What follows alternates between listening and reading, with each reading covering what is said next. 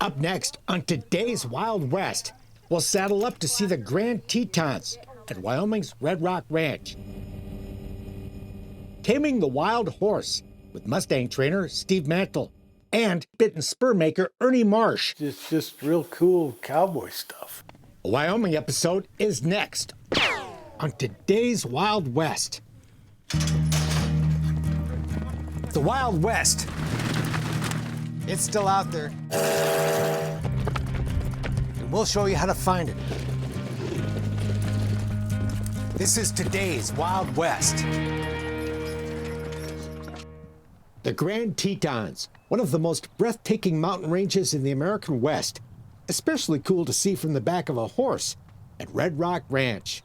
Well, what do you think it is that makes Red Rock a special place for people to come? Location. It's not bad to wake up to. Yeah. While it is amazing to see the Tetons horseback, the fact is, any direction you look from this picturesque hideaway is pretty spectacular. We went on a family ride today, and we went just the most beautiful route, and there was so much wildlife and beautiful flowers, and it was just magical. Here about an hour outside Jackson, Wyoming, this unspoiled land looks much the same as it did when the Shoshone Indians rode here. The first homesteaders arrived in the 1890s, soon bought out by a cattle rancher who built the original rustic main lodge in the 1920s. But by the 1970s, the isolated ranch had fallen into disrepair, just as the Chicago family was looking for a summer getaway out west. My dad read about Red Rock Ranch being for sale in the Wall Street Journal, and he purchased this ranch with the vision of creating a guest ranch. David and Deborah McKenzie did just that and welcomed their first guests in 1976. And today, the McKenzie's daughter, Carolyn, husband Harley, and their 4 sons carry on this wonderful family legacy, much to the delight of their guests. It's beyond expectations. There are no rough edges here. Everything works beautifully, and the ranch is beautiful, and the staff is phenomenal. It's just been an exceptional experience. We've had the best time. And at the center of it all are the horses. You guys want to hold your reins like you're holding a coffee mug?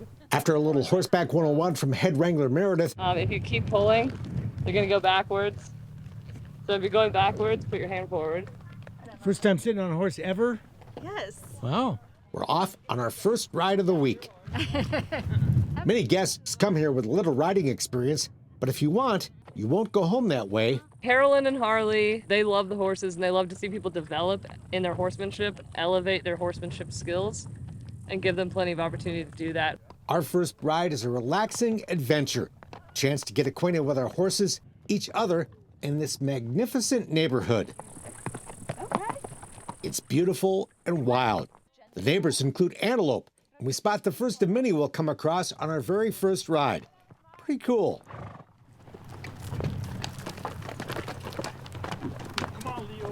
Back at the barn, Harley, a former professional polo player and lifelong horseman, is getting acquainted with some new additions to the Red Rock horse herd.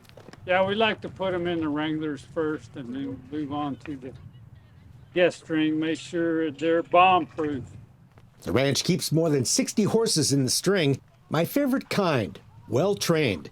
And after spending the day taking good care of guests of all ages and abilities,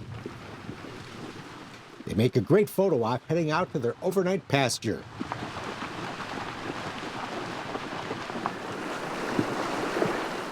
It's another day, and we're heading for the high country. Splashing through Crystal Creek on the half-day ride. All righty. We're heading up. There'll be some cool views today. The Tetons are on the other side of the mountain we're climbing up. Up and away. Glad the horses are doing the hiking, and we stop now and then to give them a breather. Finally, we're on top, and there they are, the Tetons. Pretty cool view up here, though. Very cool. We head down from the overlook, and along the way, a strange cloud of yellow pollen floats overhead. Nothing threatening, just an unusual thing to see. Time for lunch, which we enjoy along a picturesque stream. But suddenly, a change in the weather. I'm more worried about stuff like lightning. Although the wind definitely makes them spooky. Powerful winds churn the towering trees. We mount up to head back to the ranch. Looks like our ride will be cut short. But as quickly as it arrived, The ranch is right down here. the storm passes. I'm not seeing anything that's super concerning because that's looking like it's moving east. We ride on. A very good decision. Or we'd never have seen this. Looking at the Tetons never gets old. Perfect. Trail riding is wonderful, especially in this postcard. But there are other horseback opportunities during the week, Yeah, like that. Nice. like vaulting. I think it's just a great way for them to have fun. It keeps it interesting. It's not riding head to tail on a trail. They're allowed to do gymnastics on a moving horse. It builds balance so that next time they get on their own horse, they have to steer. They've already done a kneel, on another horse, so they're much more confident and comfortable in a saddle. That was fun. Point those toes. Perfect. The kids are loving it. They'll practice tonight, then show mom and dad what they learned during another performance later in the week. Meantime, parents get the chance to have their own fun horseback in the Top Hand program. Riding in drill team exercises like pass-through and the pinwheel. Not easy, especially for new riders. These maneuvers are tough, but what's important is you start realizing all this communication. It's all about sharpening our riding skills as we learn how to effectively communicate with our horses. It gives you something to concentrate on, and by following their direction, you end up doing something you've never done before. If you say it's good, then Yeah, no, you look great. Later, we'll take our trusty mounts over some obstacles She's asking, and now she releases. and learn how to back them up. Harley and Carolyn, lifelong equestrians, are great teachers and love sharing what they know. We just try to hand over some of those principles so that when they go home and if they choose to ride again, they'll have something to work with. Or if they never ride again, they'll still have that experience, which is a wonderful thing when you think about it, because not everybody can have this opportunity, especially in a very scenic place like this. I'd say it's actually my favorite thing I've done so far. I love it. And they're making some converts. We want to start riding when we get home. It's fun to get out and learn what it is that makes them go. Parents can focus on their horsemanship because their safely supervised kids are off having their own fun, playing foosball, running some crazy relay races, and trying to grab a donut on a string. Everyone will sleep good tonight. Sun up, and we're all together again. That's awesome. On the breakfast ride, a fun way to start the day as families saddle up and ride out on a beautiful trail to a picturesque picnic site where we'll enjoy a hearty morning meal of fresh fruit, hot pancakes, and more. Good stuff. And this is one place where it's actually okay for kids to play with their food. With the pancake toss.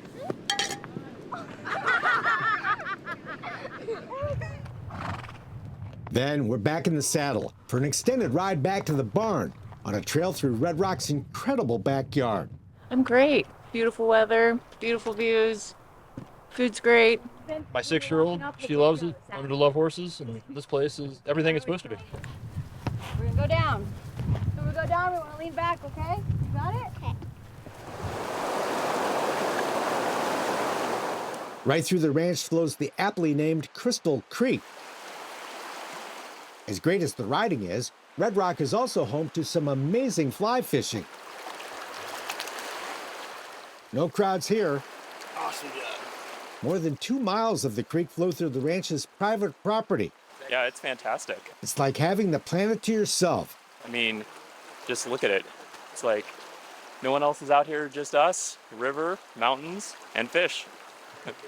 This fly fishing paradise is also a great place for rookies to give it a try. focus. So 10, 2. As we start the week with some basic training. Then after a little good-natured practice, we head for the trout pond. There you go. No luck this morning, but like everything else, First time ever fly fishing. it's beautiful. What is that cow doing?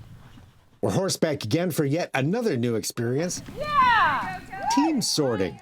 A chance to use the skills we learned in Top Hand to chase cows. Perfect. There it is. Working in teams in the big arena, riders had 4 minutes to cut cows out of a herd one at a time, then drive each animal down to the other end of the arena. Perfect. And now coming behind us. Yes, that's exactly what we want. Yeah, perfect. Fun stuff, and a great way to, again, sharpen your riding skills. What's for dinner? Yes, sir. We got pork ribs, brisket, chicken breast, and smoked sausage. This busy week is fueled by great food, including outdoor barbecues. Thank you. And one evening, a special gourmet dinner just for the grown-ups. The kids were off being kids, roasting marshmallows at a nearby campfire, chowing down on s'mores.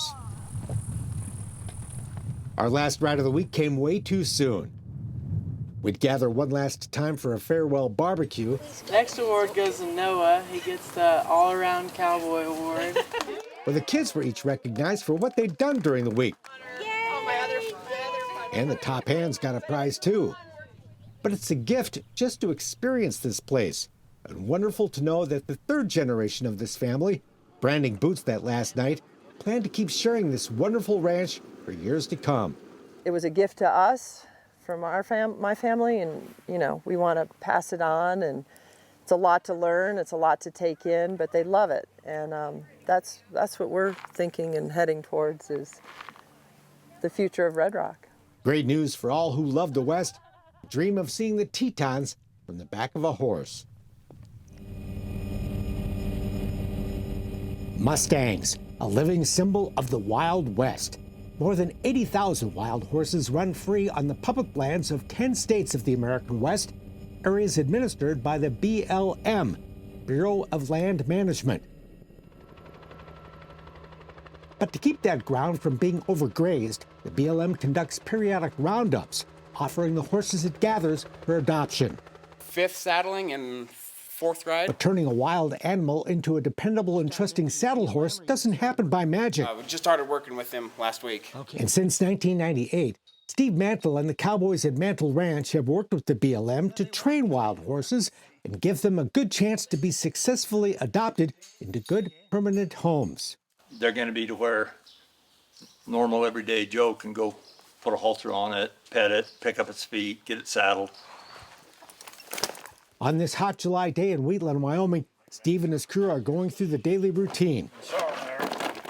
Catching the horses they'll work with today. It's kind of like a treat when they come into the stalls. To get the day off to a good start. Just a little bite. We're not trying to fatten them. No.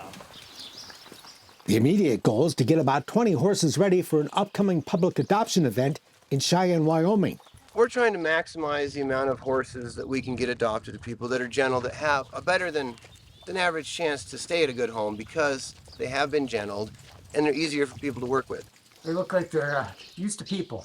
Yeah, that's what I tell the guys here, the kid that works for us in the summer. He says, well, you've ruined a perfectly good wild horse.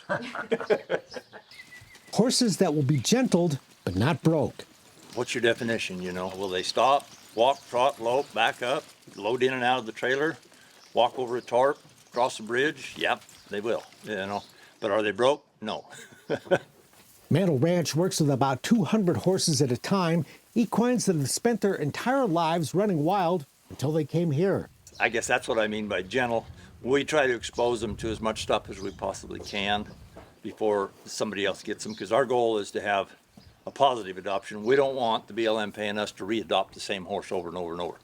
We want that horse to go and stay. The animals will typically get anywhere from 30 to 90 days of training before being offered for adoption. But for prospective owners, that's just the beginning. I tell people it's a commitment. I mean, don't commit unless you're going to commit. And sometimes you should be committed. Training needs to be ongoing. Because that horse is used to my feel, my smell, my touch, my movement. He doesn't know yours.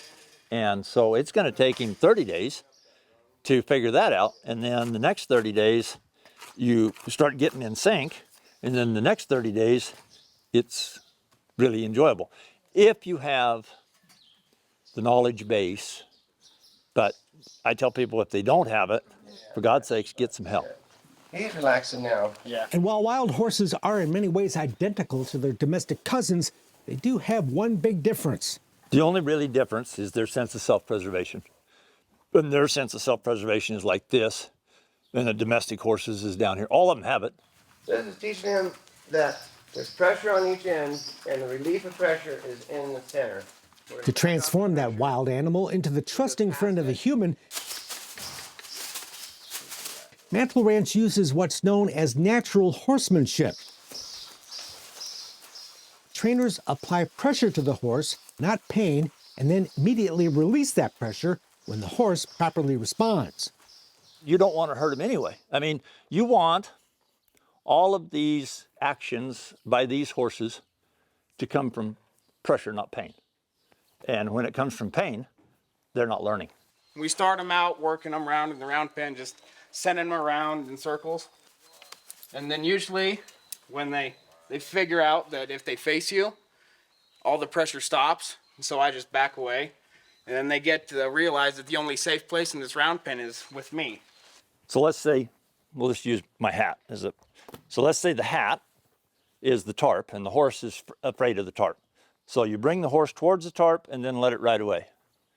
And then you turn it over here and you bring it back towards the tarp and you let it ride away. And then you take it out here and you put it to work. You trot some circles, maybe you lope a little bit, and then you offer the hat and do nothing. Pet the horse's neck. Pretty quick, they'll go right up to it because this is the only place in the corral that has no pressure. It takes time and patience, but you end up with a horse that does what you ask because he trusts you, instead of one that responds out of fear. My saddle horses, they were scared not to do what I asked them because I punished them if they didn't. I just didn't know any better. The old school way of breaking and bucking out horses that Steve grew up with at his family's horse ranch in Colorado. And so now I have like an old horse up here in the barn that he will do anything I ask because we're buddies. In fact, he does it better than the ones that were doing it out of fear. Try to handicap myself sometimes where I don't use my reins at all. Steve got introduced to natural horsemanship about the year 2000 when someone gave him a tape of trainer Brian Newberg. And on the back up too. And I completely wore it out. It was like, I can do this. This makes sense to me. He got us off on the right track to where things just started picking up and we started getting better and doing more. And the real beauty of it is both my boys grew up with him, so they didn't have anything to unlearn. That's your grandson? Yeah.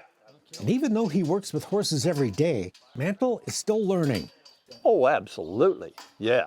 No, my dad used to say, you have green tomatoes, you have red tomatoes, and you have rotten tomatoes. So I just want to stay the green tomato. You got to try to put yourself in their position for a minute. Today, Steve's sons do much of the training along with hired hands, This will be his fourth ride. taking their time to build trust with the wild horse He's just starting to figure things out. and teaching them there is nothing to fear. As soon as they figure out that you're not going to hurt them, they're pretty much just like any other broke horse. You have this language that they live by and they work with, and you just need to kind of immerse yourself in it. Mustangs do have their critics in the horse world, where many believe they can't compare with a well-bred American quarter horse. But Mantle says while they may never win the National Finals rodeo, the right Mustang with the right training can make a great partner. Oh, yeah. I rode one for 18 years. An old, well, he's retired out here now. And that's what all these horses need. They need a friend who will make them part of the family. You know, we'll get pictures and emails back from people on Messenger and things like that. You know, I got this horse 5 years ago and I'm doing this, this, and this, and that's really cool. And the daily training and work at Mantle Ranch and similar outfits helps make that happen. Making people's dreams come true, huh? Yeah, some of them, yeah. Yep. owning a little piece of the Wild West. That's really what these are. And you got to be able to see. On a remote ranch in Bighorn County, Wyoming, Ernie Marsh is hard at work at his microscope. This thumb here I use to guide the tool. He's not a scientist, but a cowboy artist, creating and carving on a canvas of steel. Yep. Well, I've got the mouthpiece built. Now I'm just working on the conchos. Crafting beautifully engraved bridles and spurs of silver and inlaid gold. These holes right here are actually going to line up with those. I'm over 150 hours into it already. Tools of the trade that are equally at home displayed as a work of fine art or put to work by a horseback cowboy. It's just a real good way to be able to combine your artwork with something that you can actually use. A founding member of the Traditional Cowboy Arts Association. It's got a hose on it. It's just like a little air hammer. Ernie grew up horseback. We always had horses of our own, and we did a lot of junior rodeoing. And cowboys and cowboy gear have forever been a part of his life. A lot of the guys that I looked up to, most of them had nice gear. You don't have to have nice gear to be a good cowboy, but it's generally the case that they do. He's been interested in art just as long. I mean, I wasn't any good at it, right? But I tried real hard, and I did a lot of wood carving and drawing. I actually sold some drawings. You should see my mom's collection of stuff. It's just awful, but she liked it. Cowboying after high school on a big ranch in eastern Washington state, he also rode bulls on the rodeo circuit for a time. Yeah, I rode at Cheyenne. And made his first attempt at building spurs in the 1980s. At that time, nobody would really take the time to show you much. There was one exception, Elmer Miller's Bit and Spur School, which Ernie could not afford until he went to work cutting timber, which paid better than cowboying. I still got my diploma on the wall. That was just 1 month of solid bit and spur making, as much as you wanted, and I wanted it real bad. When the timber business took a dive in the early 1990s, so did Ernie. And it was pretty thin for a while. It takes a while to get this figured out and build a business, but we got through it. Got this high-tech magic device. If you put this in your hand, anything that's in your mind, you can transfer onto the paper. Engraving was a challenge. I'll start out on paper until he took an NRA firearms engraving class. When I got back, I just started practicing my firearms engraving on my bits and spurs, and things just took off for me, and I've been busy ever since. There's a lot to it. To be good at this, you have to know a little bit about a lot of different trades. You have to be a draftsman, an artist, a welder, a fabricator, a polisher. Plus, you need to run a business and promote your work. You got to be good with people. If people don't like you, they just won't use your product. Cowboys are especially like that. If they don't like you, they will not use your product. So you got to make friends. You got to get out there on the road and shake a lot of hands and let them know you're doing your best. And in 1998, he was invited to co-found the Traditional Cowboy Arts Association, a group dedicated to celebrating and preserving the cowboy arts of silversmithing, bit and spur making, saddle making, and rawhide braiding. And the new fine work of its members is celebrated every fall at the TCA's annual show and sale, the National Cowboy and Western Heritage Museum in Oklahoma City. We're trying to show the world what we can accomplish when we can take that utilitarian piece and turn it into a magnificent piece of artwork. The show is a rare opportunity for anyone to see what the cowboy arts are all about. That was actually the first time that these works were publicly viewed all in one place. Ernie was working on his show entry the day I stopped by. A lot of inlay work. This is actually 18 karat gold here. These traditional cowboy arts pieces, I'll put all the time I need to make everything just perfect. And if I have a crazy idea that's going to take 2 extra weeks, I just go for it. Gold and silver are a little pricey. Yeah, it's a sheet of sterling silver. Yeah, very expensive. And it takes a lot of gear to punch out silver conchos and turn metal into fine art. I do a lot of all my welding right here, and then a larger drill press. Most of Ernie's equipment is vintage. This machine dates from the early 1940s. But the real work is done by hand. It took me most of yesterday to do this. Even building the chains that go with bridles and spurs. It's called double jack chain. You can't hardly buy it. Cross chain for a bit or tie down chain for your spurs. Along with his showpieces. Yeah, this is a stainless steel bit. Marsh offers a line of high-quality stainless steel bits and spurs for the working cowboy. And this was his number 20 pattern. A business he took over from the late acclaimed bit and spur maker, Artesian.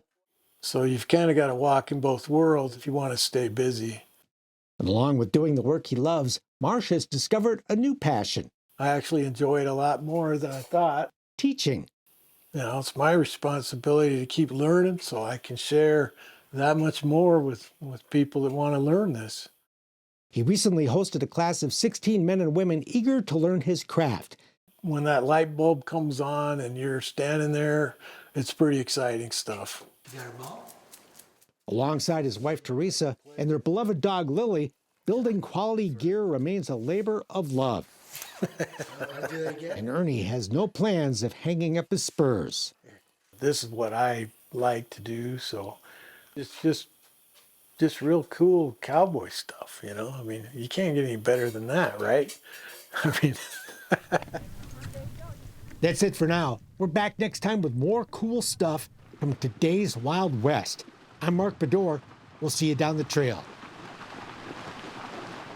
For more information on the people and places featured in today's Wild West, or to order show DVDs and books, visit todayswildwest.com.